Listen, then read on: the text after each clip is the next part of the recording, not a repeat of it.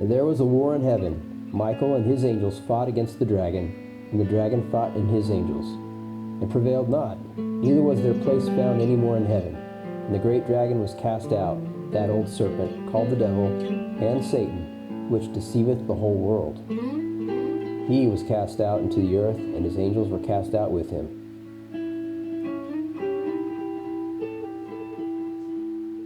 How you guys doing?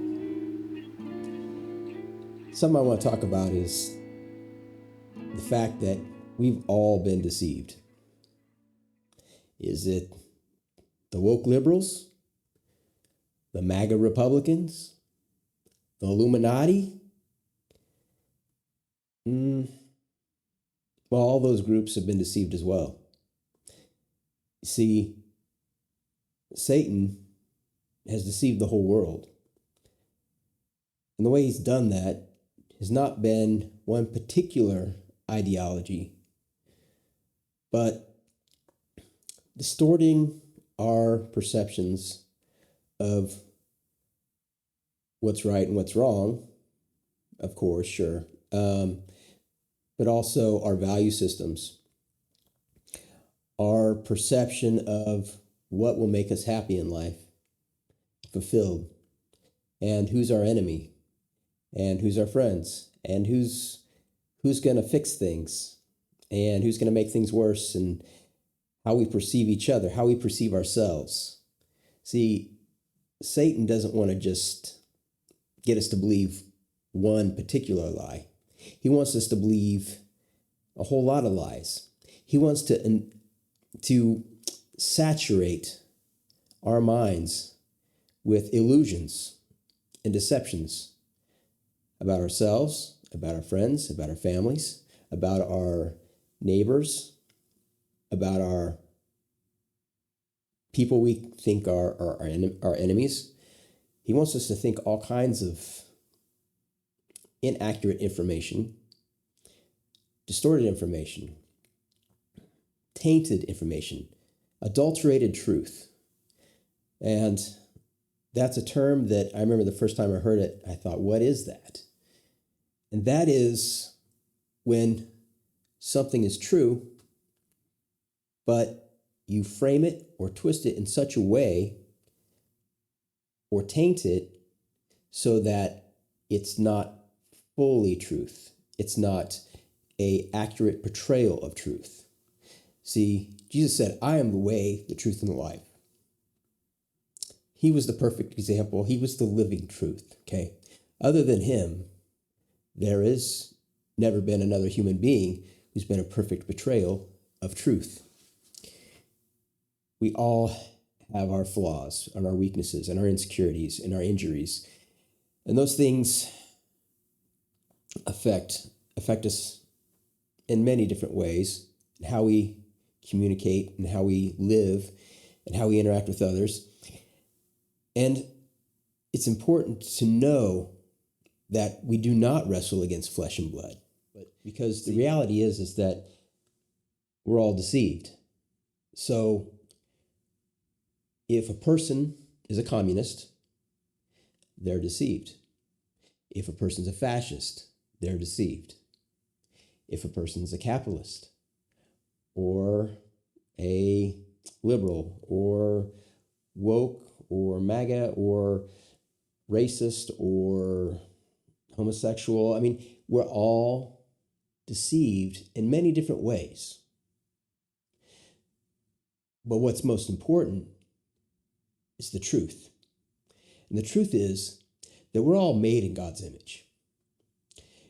And while we might not all agree, we're still all made in God's image. Even if the person next to us or the person we disagree with is a sinful person, hurtful person, they're still made in God's image. And my responsibility as a Christian is to allow Christ to use me to reconcile all the universe back to him. That's his purpose, and he's been given that purpose to us as Christians.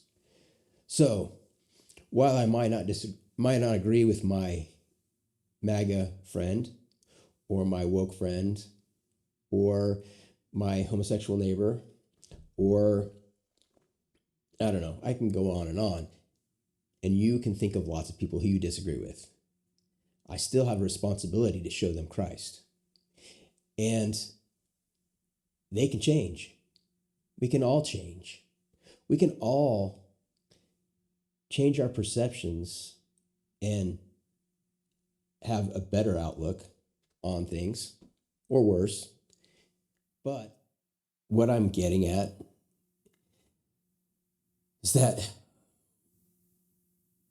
you might want to say they are trying to divide us, but you need to know that they are the adversary, the accuser of the brethren, Satan's angels, and his ways of distorting things.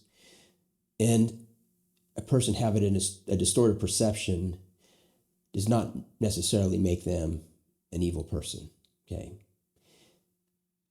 People having prejudices is par for the course, regardless of what race you are.